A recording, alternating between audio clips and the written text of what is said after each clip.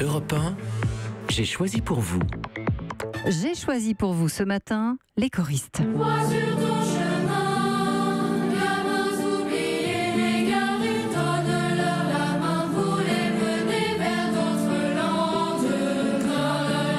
Les petits chanteurs de Saint-Marc à Lyon sont au bord de la faillite. Pas assez de concerts par an, explique le Parisien, pour équilibrer leur budget. Résultat, l'association qui gère le chœur vient d'être placée sous sauvegarde judiciaire. Et pourtant, souvenez-vous, il y a 14 ans, le film, lui, avait cartonné 9 millions d'entrées en France, diffusées dans 50 pays.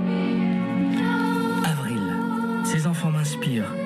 J'étais sûr, je le savais qu'un jour viendrait où l'on jouerait ma musique. Je m'appelle Clément Mathieu, je suis musicien et chaque nuit, je compose pour eux. Les 80 gamins avaient enchaîné les tournées, allant jusqu'à donner 80 concerts par an. Mais aujourd'hui, la notoriété n'est plus aussi forte. Résultat, les dates se font moins nombreuses, même s'ils sont encore demandés en Chine ou en Espagne. Il manque de l'argent dans les caisses, 50 000 € pour boucler les comptes. Pourtant, le film de Christophe Baratti avait été une vraie déferlante. Mais Nicolas, qui a fondé cette maîtrise, l'avoue. Aujourd'hui, les sous touchés à l'époque, 250 000 € pour la musique, ont été engloutis. Il ne reste pas un centime. Bien, Pépino. Je connais pas de chanson. C'est pas grave, je vais t'en apprendre. En attendant, je te nomme assistant chef de chœur.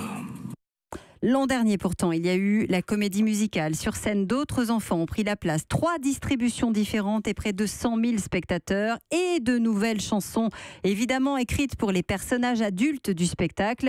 Le film, lui, est repassé au mois de février à la télévision. C'était sur France 2, sans grand succès. Même le téléfilm de France 3, ce soir-là, a battu le film Les choristes en audience. Aujourd'hui, la mode est passée.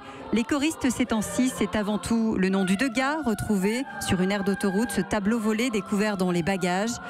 Une toile de 800 000 € que vous verrez peut-être, mais pas sur grand ou petit écran, à l'exposition de l'Opéra de Paris. Ce sera l'année prochaine, en 2019.